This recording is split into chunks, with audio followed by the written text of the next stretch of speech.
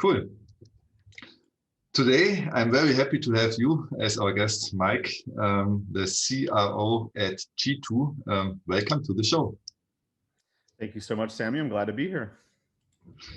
Let me ask you some general questions before we deep dive into some hot topics of marketing and sales. Where are you living, Mike? I'm based in Chicago in the US. I've been here for nearly 20 years now and really enjoying a cold winter right now. Do you have snow? We do have snow now. Got some over the last few days and it's going to be sticking around. Nice. And what do you love doing outside of work? My wife and I are avid travelers. We're not traveling too much these days due to COVID, obviously, but we also have a 9-month-old at home who isn't ready to travel yet. But when the time comes that we can get back out there, love traveling all around the world to experience different cultures, traditions, and meet a lot of great new people. What is the coolest or nicest location you have in mind? I mean, of course, there should be many, but when I ask you, what pops up first? Yeah. As far as new places that we want to go, we would love to tour around Japan as soon as possible. I've been there for work, but it was about a 40-hour visit. So I didn't really get to see that much. And I've been dying to get back. If I'm talking about places that we love going, we went to South Africa on our honeymoon, spent a week in Cape Town, Stellenbosch, and then went on safari. And it was absolutely the best trip of our life. I'm jealous. That would have been my honeymoon last year, but it was not possible. So maybe end of this year. Yeah, well, whenever it does happen, you are going to have a blast. Awesome. Very good. Tell me about your company, G2. What are you doing? So G2 was born out of the understanding that the historic approach to tech buying is a bit broken. Buyers spend a lot of time sifting through content that they don't fully trust, reading outdated analyst reports and sitting through a lot of meetings.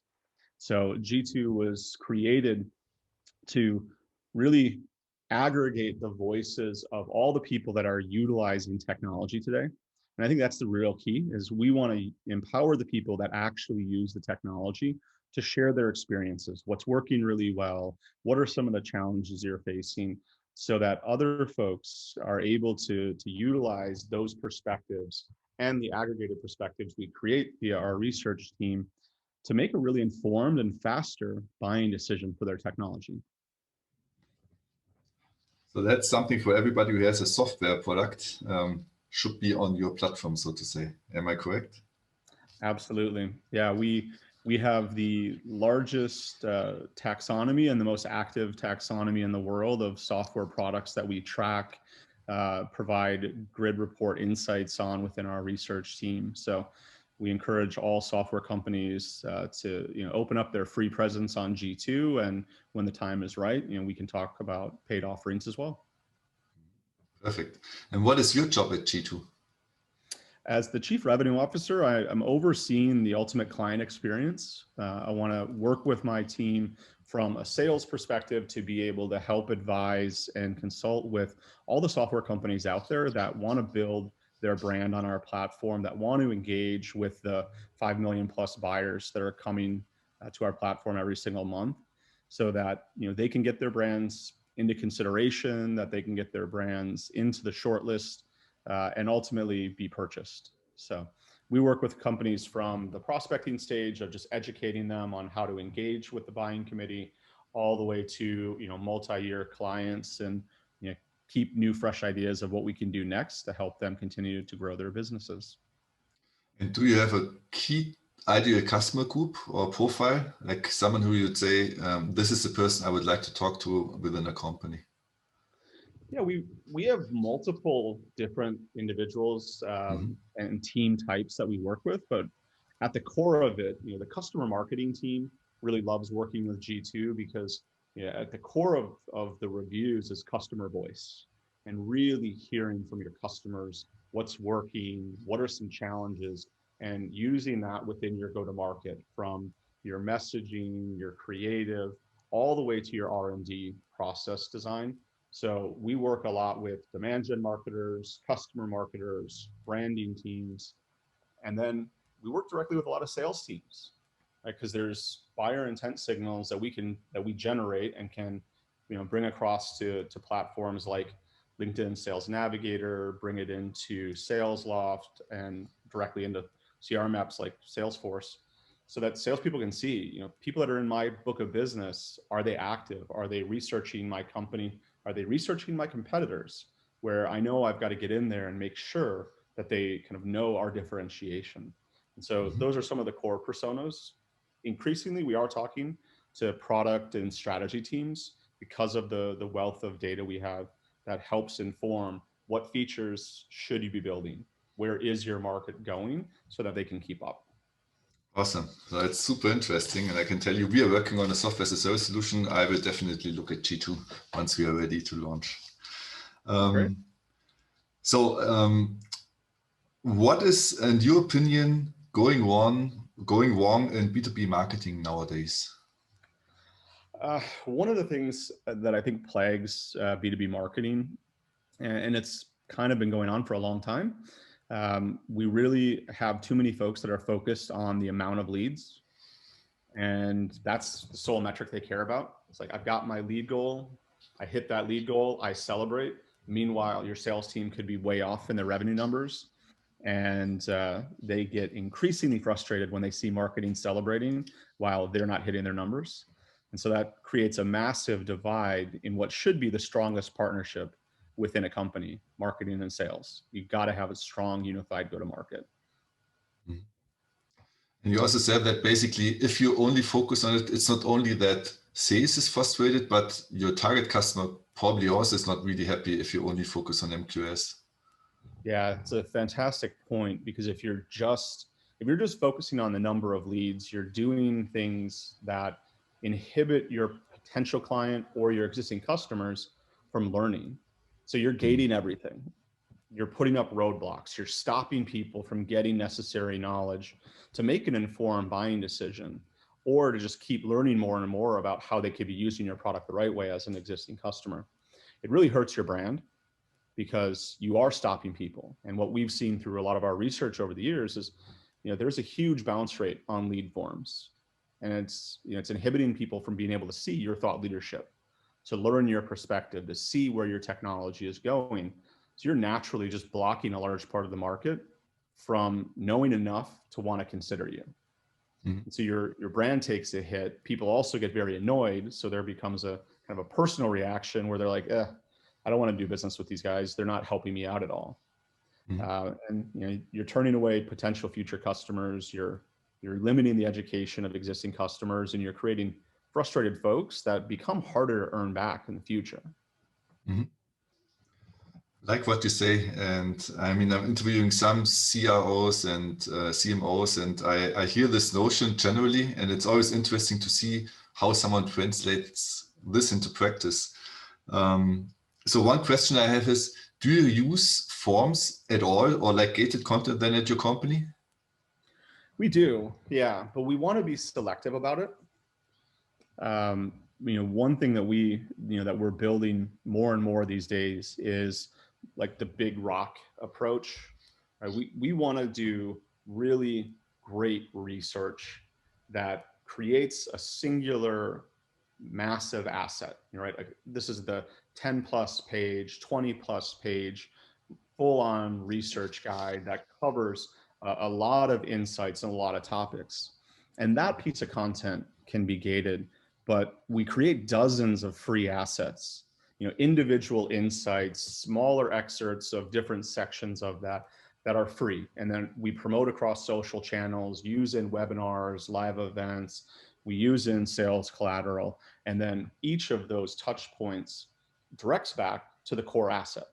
So if people are engaging, getting great insights, we're driving them back to the gated asset, so that we're ultimately trying to earn that lead, right? We're not just gating everything. We want you to engage. If this is valuable, if you want more, we're giving you the opportunity, and we're selectively asking you to provide your contact info after you've had, kind of more than one experience with us. Yeah, I love what you say. So first you give something for free. You basically earn your right to ask for information, and they already saw a snippet and know that it's very likely super valuable. And then they say, okay, I'm ready to give you the information that you want. Yeah. That's good. People hate the bait and switch, right? You feel like you're about to give up your contact info for a really valuable asset, and then you get it and you're like, oh, this is worthless. So we want to make sure that we give a solid preview, give a lot of great insights just free, before we ask for information. Yeah. Yeah, it's somehow also core of your product. Huh? You educate people about other softwares. So it's nice that you also translate this into your marketing approach. So let's assume I'm a potential client and I filled out this form, and now you have my contact details. What would happen next? Yeah. So if you've opted in, right, because we obviously follow all of the procedures to make sure that we're GDPR compliant, California Privacy Act compliant, and a multitude of other legislations. But let's say you've opted in. We do want to create a long-term relationship. So we are always looking at how can we create more valuable newsletters that, again, give you access to free content, new insights and information. And so we do start increasingly now looking at how we're going to create persona-based newsletters that give you highly relevant content to keep educating you about the specific topics that you've said that you're interested in. But we're cautious. We want to make sure that we're not over circulating to folks. So we do have a process internally to make sure that we're not inundating people with email newsletters and offers and invites to webinars. So we do a good job of centralizing and making sure that we're sending an appropriate amount of content out to people to consume. That is my next question. What is an appropriate amount in your case? It varies. So, by and large, we're looking at kind of one standard kind of newsletter per week. Right? We don't want to try to inundate your inbox every single day. And then on occasion, it would be more if we're actively promoting a webinar on a topic of interest for people that are within the subscriber base. So sometimes it'd be more than one, but I think right now we're locking in on one feels pretty good for a weekly engagement. Can you give us a hands-on example of how such a, how do you name it, great work content looks like? Yeah, so I'll use a non-G2 example, if that's all right. I think Salesforce has done an amazing job of this over the years. They have the state of reports that they do. Of course, they align to their different business groups, right? There's the state of marketing that supports their marketing portfolio, state of sales, state of customer experience, and so forth. But they've been doing this for a decade or slightly more. And these become their definitive reports that are done every year, and they're big pieces of content, but they are creating offshoots of that. They are creating webinars about it. They are creating smaller social assets. They're taking and creating infographics and sharing across different social channels and media outlets so that people can experience and ultimately be driven back to the state of report. So if you like what you're seeing, you get driven back to the state of marketing as from a Salesforce perspective, so that they're creating a lot of engagement with this asset via multiple marketing techniques, but driving back to this core report. And these happen to be highly profitable content programs for them. We've referenced this in prior case studies from my former life at LinkedIn, but it's definitely been their most profitable content program that is actively getting them subscribers that then are waiting for the next year report, and they're waiting for the next year report beyond that. So it has been, from my vantage point, a huge success for Salesforce to build long-term relationships with folks that are both prospects and existing customers, to be known as a thought leader, to be known as a trusted voice in where are these markets going. And I want to hear what Salesforce has to say about it. So, I mean, you already gave a little answer to my question that I'm going to pose now, but now let's assume you are a chief marketing or sales officer, and you say, I buy into this notion. I want to have like this really great piece of content. is there like a line of questioning or a framework or playbook where you say generally these are the 1, 2, 3 steps that you should take to reach this great piece of content? Like first the topic, and then out of the topic create the good content that people would love to read, like your target group. Yeah. So Jason Miller, an amazing marketer that I worked with years ago at LinkedIn, was the one that had really helped me get this strategy. So he's been studying it. He's used it within his own content marketing approach. And one of the most important first steps is really understanding your target client persona. So I want to understand who ultimately is going to be the buyer of my products, and I want to know what they care about. I want to understand what they want to learn about. And once you've got a really good map of that buyer persona, then you can focus on the next big step, which is what's the topic in there that I can own, that I can become the thought leader around, that I can build that big rock research report around, and then create all of the slices from it. And so if you start from the target client, the persona of who you're trying to build a relationship with, and then you isolate one topic that really matters to them where you can be a thought leader.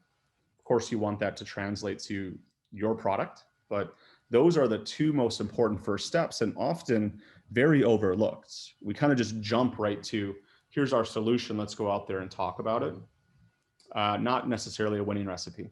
It becomes more of the, me too marketing, buy for me, this is all about me, alienates the audience.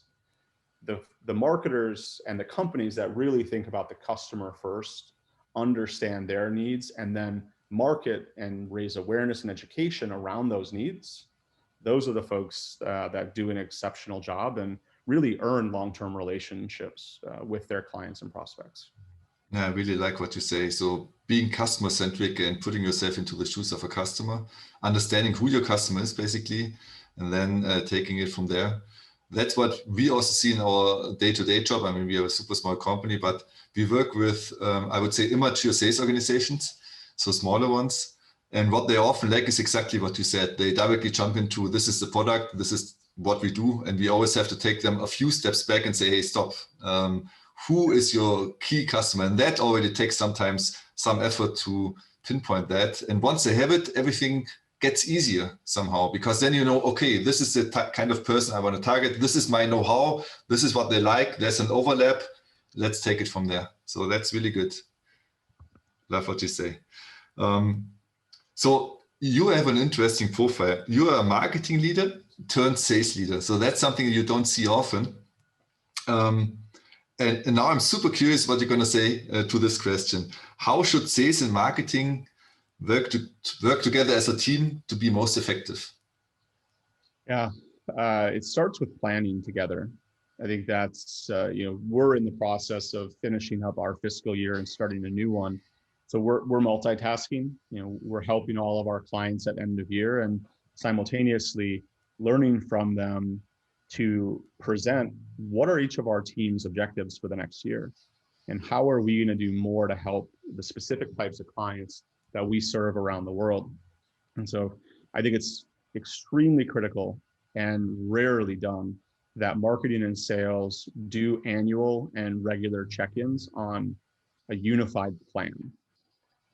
And that, that really forms the basis, right? You have to be on the same page about who is our target customer. Why should they care about us? What is our value? Why have we been potentially losing customers? Why have we been losing deals? We want to really understand from the market's perspective, where is our fit? Where are we challenged? Why are we challenged there? And as a marketing and sales leadership team, you come to an understanding of, this is where we're going to focus. This is when we're going to focus on it. And this is what we want them to do. Right? And that what we want them to do from a sales perspective is probably buying a specific product. From a marketing perspective, it's, I want them to feel this way. I want them to consider this solution. I ultimately want them to become a lead so that I can hand it over to the sales team. But planning together, going through these motions together, and then being able to say, here's the role I as a marketer am going to play to help get to this shared objective we have for the end of this fiscal year. And then I, as a sales leader, this is the role I'm going to play. And there's going to be shared execution and there's going to be independent execution for both sides. But it all starts from that joint planning. And as I've said, I've been in marketing leadership for a long time and now in sales leadership for quite a while as well. And talking to peers back when I was a marketer and talking to clients when I was at LinkedIn and now talking to clients at G2, it continues to amaze me how few marketing teams and sales teams actually talk during planning season. And I feel like where the talking happens, it's more generic. And I think there's issues on both sides, but it's more generic in that it becomes, how many leads are you going to give me? Like that's sales's question, because that's currently the only way most sales leaders know how to translate the value of marketing. But it's also kind of what marketing's pigeonhole themselves into, to be like, okay, I'm the lead person. Like that's, I can quantify that. So they hang their hat on that, and that's then what sales expects. And so we kind of have to unwind this learned behavior and say, let's start from our clients and let's talk about how we're going to go to market together, how marketing can make sales more productive, how sales can inform marketing more about what they're hearing in the marketplace that should shape our creative, that should shape our messaging, that could change the call to actions that they're promoting within their marketing assets. It's really important to have that annual planning rhythm. And then, we do a kind of a quarterly check-in on key performance within our B2 Mom methods and metrics. And then every 6 months, we just revisit the plan together. It's like, hey, is this working? What are we going to tweak? What are we going to update? You just mentioned V2 Mom. I hear this for the second time now. Can you quickly tell us why you chose this framework and how you utilize it? Yeah. So Mark Benioff within Salesforce has been a huge proponent of the V2 Mom methodology. And so part of our leadership team, part of our founder group had spent time in Salesforce. A prior company of theirs had been acquired by Salesforce, and they worked within the system and found huge value in creating kind of top-down, bottoms-up V2 Mom methods and metrics. And so we've established that within G2 as our formal planning mechanism, our formal check-in process that gives everybody visibility to what the focus is for each part of our business. So our product organization has a V2 Mom with their primary methods and primary metrics. The revenue organization has one, the marketing organization has one, and so forth across the company. And so the V2 Mom methods and metrics gives transparency. What's everybody focused on over time? It gives transparency on, are we actually meeting the metrics we've set? Are we hitting the outcomes that we need to hit to keep advancing the business? And then it spurs a lot of conversation of, if we are hitting, great, why? If we aren't hitting, how can we help? What should we change? What should we do differently? So I'm a huge fan of it. In prior lives, we've used OKRs, kind of similar type of methodology, but with the V2 Mom, it's really a rallying cry that starts with the G2 wide V2 Mom. For like globally, this is where we want to go over the next year. And then it goes to each functional discipline and then sub teams within those functional disciplines, all the way down to the individual contributors on our team planning their, in my world, book of business based on their team, the revenue, and the G2 overall V2 Moms. Mm-hmm. Can you quickly, in your point of view, say what the difference between OKRs and V2 Mom is, or the Google methodology and the Salesforce methodology? Yeah, not being an expert in them, I think they're very similar. The idea is the same, that at the beginning of any specific period of time, whether it's annual or quarterly, you are stating, these are the major things that we have to accomplish over the next set period of time. Here are the metrics that we're defining success against. And then we're going to report back on whether or not we got there and what we're going to do differently going forward. So I feel like the methodologies I've worked with in both of them operate under the same principle, it really just brings clarity to where are we focusing, how are we measuring success, and did we do what was said we were going to do. Yeah, it sounds so easy, but we introduced OKRs in our small company, and we noticed that we have to do better this year, so to say. So it's kind of hard to be too granular or to be too wide or to be too ambitious. So it's an interesting thing as an organization to get good at this. So one little aspect that super interests me is if you say that MQLs are not the key metrics for marketing. Can you name an example or a few how you incentivize marketing them, or what the North Star, how you measure the North Star that you have for your marketing team? Yeah, we really do try to look at the continuum, right? How much engagement are we getting? Are we actually growing the size of the engaged audience that we have? How many MQLs are we getting? How many of those are converting to a sales qualified lead? How much of the sales qualified leads are leading to marketing impacted pipeline and ultimately marketing impacted revenue? So we do want to look at it across the kind of whole life cycle of that marketing relationship in the same way that I track the kind of customer lifetime value for my sales organization. We look at each of those and just try to keep optimizing it and saying, okay, right now we have a huge fall off rate between MQLs and SQLs. Why is that? What is causing so many of these to be declined by the sales team? Let's fix it. So we are looking at kind of what's our benchmark? Are we beating our benchmark? How can we keep rising the tide? How can we keep getting more and more effective? But we want to look at it across that whole continuum versus a single metric, because I found those can be false positives. We can get a ton of MQLs, but it doesn't matter at all if nobody in sales wants to call on them. So it means probably the MQL methodology, we're not covering enough. We're not asking enough to kind of give meaningful leads over to the sales team. So that's why we do look at the continuum and start analyzing why are there poor conversion rates? Why are we not growing the amount of engaged audience we have? Why are they not converting to MQLs? Why are we not converting enough to SQLs? Why is standard pipeline converting better than the marketing-based leads that are coming into the pipeline?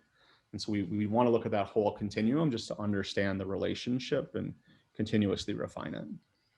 I love it because you look at the whole customer lifetime cycle, and marketing is basically for creating these MQLs, but they have KPIs that go into the next phase of sales. And as you said, sales is also going into the next phase of customer success. And that's how you bring the alignment in. So it's cool. I like it.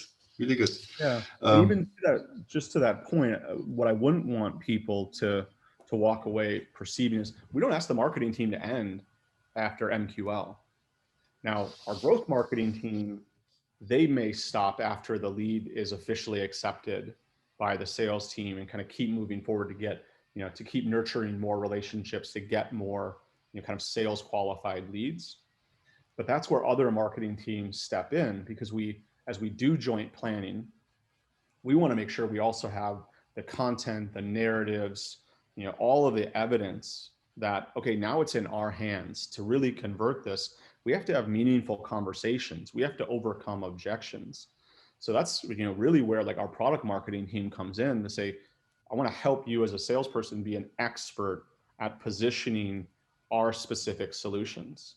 So that lead gets to them as they're calling in. We're using, presentations, we're using edited marketing materials over time that, are constantly evolving to make sure that those sales conversations are really effective, that we have, updated case studies, we have new reviews to showcase that shows our social proof, that shows the value based on, peer companies to who we're talking to.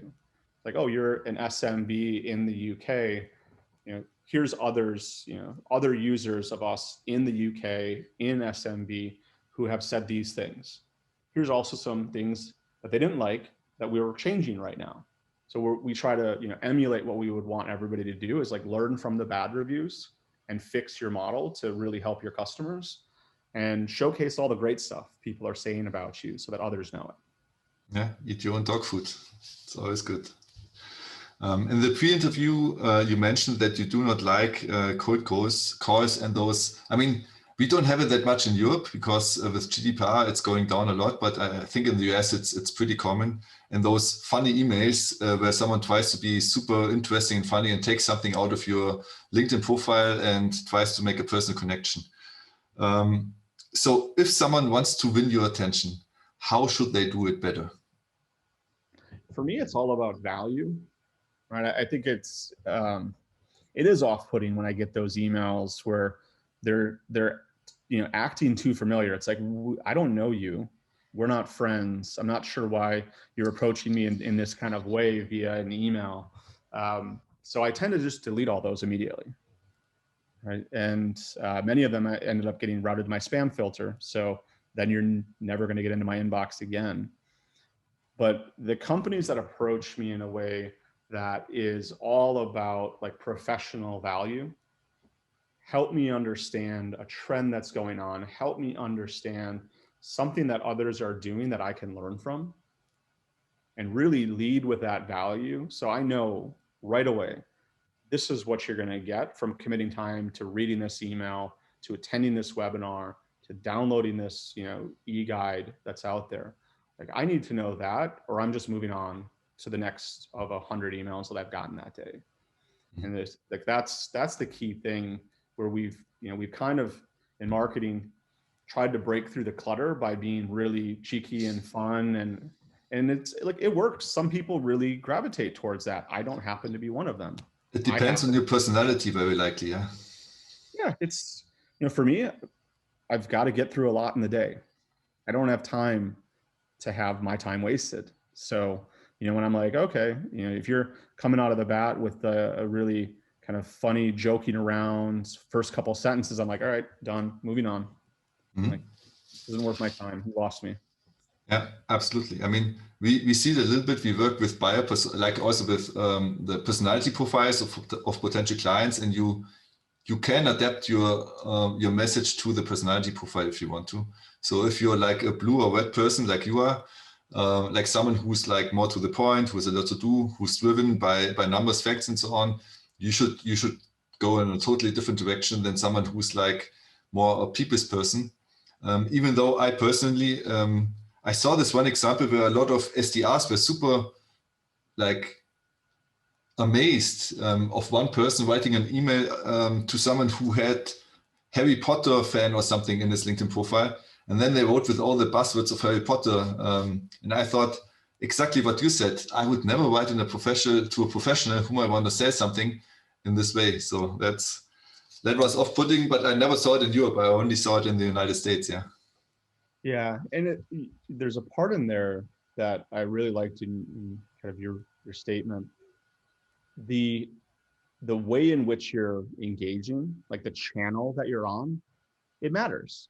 Like, hey, I've got a sense of humor. I'm actually like a normal person. When I'm in my inbox, right? If I'm in my email, I am focused. I am trying to get through those 100+ emails to give people direction, insight, to reply back, to folks in a timely fashion. So I am very focused, and I don't want my time wasted when I'm going through my email. But when I'm on LinkedIn, yeah, I love a catchy, sponsored content post that shows up, right? Like I like a little injection of humor when I'm going through, but that's an appropriate place for a little bit more playfulness to happen. It catches my attention. I engage with it. In my inbox, that's where I'm all business. Mm-hmm. Ah, that's really good. Can you think of a recent example where someone was able to get a meeting with you via cold outreach? Via cold outreach. Mm-hmm. Well, I think you did an effective job of it. So there's that one. No, I think, yeah, I mean, there are examples of folks that, reach out to me. I think most times that it's worked is people that reach out to me on LinkedIn. Mm-hmm. And they immediately talk about why they're reaching out and share like what value's in it for me and what's in it for them. Mhm. And that, I think that's where, people who reach out via email, a lot of it goes directly to my spam filter. The stuff that I do see, it tends to not get to the point. And so the email hasn't been as effective. Outreach with really good context in LinkedIn has been the more effective way, to kind of get my attention. I've had, probably half a dozen or so, LinkedIn outreaches in the last month that I've replied back to, and then I've transferred it over to my email account. It's like, hey, reach me over here, and then we'll like get some time scheduled to talk through it. But most of the time, I don't see people approaching their email marketing programs in the same way people approach one-to-one LinkedIn messages. Like the LinkedIn And messages tend to be very direct, and it's like, here's what's in it for you. Will you commit the time? And there's plenty that don't do a good job telling me the value. They're too ambiguous, and I blow it off. It's like, yeah, we'd like to do a partnership. I'm like, okay, what type of partnership? Like, why, like, am I going to join this call and have to come up with all the ideas? Like, you're reaching out to me, help me understand the value you're going to bring if I'm going to commit the time. And I think email in some cases gets too generalized, and we're trying to get people excited and happy rather than getting into the point. maybe also because it's so easy there are too many programs already out there that makes it super easy to mass spam, so to say, your target market via email. Yeah. But on the other hand, it's also nice to see a person on LinkedIn. That's what I like. So yeah, that's a big advantage compared to email. Do you use cold outreach at G2? I mean, we do, right? We have a robust pipeline of folks. We like to generate leads that are people raising their hands saying, we'd like a demo, we'd like to talk to you. So we try to focus on getting the majority of our calls based on people that have said they're ready to talk and they want to talk. Mm-hmm. But our BDRs do reach out to folks on a regular basis. And the main way, I should say, that we want to approach that is leading with the value. And so we do ask our teams, understand who you're reaching out to, understand the company, understand the person. And as you're reaching out to them, help them understand why they should commit time. Right? It's coming in and saying, hey, I'll just use a hypothetical, like somebody in security marketing at Cisco, seeing the campaigns that you're running, seeing what you're doing in market. Here's things that we like about it. Here's what we believe G2 can do to help add to this particular campaign that you're running, and trying to give some of that very direct but customized messaging. That's like, all right, we've done our homework. We see what you're doing. Here's how we think we can help. Would you like to talk about it? And then it's really on the prospective clients to be able to say, like, yeah, that's interesting. I would like to learn more. But we try to avoid it. It happens, like everywhere it happens. We try to avoid the general outreach, but we lean more towards the kind of personalized, to the point. Here's how we think we can help. Yeah, I think you have to find the balance, because if you personalize every outreach, I mean, then you can reach out to very few. So maybe there's like a point where you maybe personalize it for a really, really segmented part of your customer segment, where they say, it still feels like someone did this research. They know I'm in industry A, and they know a lot about industry A, and they give me valuable tips that I can use. Maybe that's the way to go. I mean, because I agree with you. If someone does research on my company and says, I saw that you did this and this and this, I mean, that's amazing. But it just, maybe it's the right way, but it feels like it's super tough, because then you reach out to very few people. Yeah. You need to have a really good success rate, but that's your point is very valid. We do general outreach that's more persona specific, right? So even that is still customized. It's not a generic. Absolutely. Do you want to learn about G2? Hey, we're the best in the review ecosystem out there. Like, you should be working with us. Let's get on a call. That's not what we do. It's more of, hey, demand gen marketers have found this value in working with us. would you like to learn more about this and what we can do for your specific company? So and that's a very generic version of the outreach, but yeah, we do some of that more general of like, hey, you're in branding. Here's how we've helped brand marketers. Here's how we've helped product marketers, demand gen marketers. Here's how we've helped sales teams be more effective and productive. So that's a great point, that you can generalize it slightly, but keep it focused on a persona that allows you to scale the outreach. You have the advantage that you have really great data, so you can really use all that to be super specific. Love to be in your position, I must say. Did you have any game-changing or eye-opening campaign at G2 that shifted the way you think and act in sales and marketing? Well, a couple of years ago, the company did a full rebrand, and I think that was a really big kind of defining moment of like really up-leveling the brand to engage in a lot more thought leadership in the marketplace. And so I think that that's probably the last really big update that we've done, and that was 2019 when that one launched. 2020 was all about establishing our brand, and then this next year is really going to be about taking it to the next level and showing the value that we have across all company sizes. Really helping enterprises a ton right now, and making sure that we are adequately engaging with the enterprise to make sure that they know the value that we have been generating and the future value that we're planning for with some new innovations. And so that's the most recent one, where we really wanted to change some of the tone of our messaging. We wanted to change the focus of the content to really be about thought leadership, engaging insights that added to just some of the demand gen type marketing that we had been historically doing. Yeah, it absolutely goes on the line that you said, that you want to add value, and you do that by providing interesting value, which translates into thought leadership. So makes sense. Any additional insights or strategies that you employ to win new clients that our listeners like CMOs, CSOs would love to know? For us, it doesn't end once you become a customer.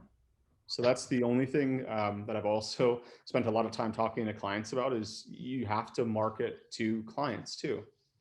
I think customer marketing is probably one of the biggest underinvestments that marketing teams have right now. We're so focused on the lead, and we kind of generalize the lead to just be anybody. We have to delineate between prospects and customers, because they're different stages of a relationship. We have to talk and earn trust from a prospect differently than how we engage with an active customer, where we should be just trying to help them use our product exceptionally well. Because the greatest thing that I have as an asset, running a sales organization, is really happy customers. That's the core of every company. They pay the bills, huh? Yeah, they renew, they consider buying new products that we're launching, but that doesn't happen overnight. We want marketing to play a role in keeping that conversation going. I don't want to ask my clients to sit down every day or every week with our sales team. Like, yes, we meet with clients on a regular basis, but we also know that they have other vendors that they work with. They have other things they have to work on. So we just want to be very efficient and effective in the time that we have. And in between, we want to keep information flowing. We want to keep sending out newsletters to our clients that give them a heads up on new things that are launching, on features that others are having really great success with, that they may or may not be utilizing. And so that's a key role that marketing plays in, frankly, us renewing and expanding existing customer relationships. And I don't see enough companies with formal customer marketing teams to own that discipline and to build those long-term relationships. Mm-hmm. That's what you say. If you're a small company and dependent on the income that you have, you think a lot about keeping your customers, I can tell you. Yeah. We are already at the finish now, and our 5 rapid fire questions are coming up. And you can answer also slowly, not rapidly if you want to. But number 1, what do you do to keep body and mind fit and sharp? My newest rhythm is 3 walks a day with my English Mastiff, She loves getting out and moving around. So we go on morning walks, an afternoon walk in the middle of the day, and then evening walks. While we're on walks, I have one AirPod in, and I'm always listening to an audiobook on Audible. So, currently listening to fiction because the last 3 books were all business oriented. So I'm trying to absorb knowledge and learn and have some fun while getting a good exercise in. What book are you hearing right now? Right now, it's just a fiction book by J.D. Robb. Blanking on the name of it offhand, but it's one of J.D. Robb's newer books from 2019, I think it is. Cool. Favorite business book? Favorite business book.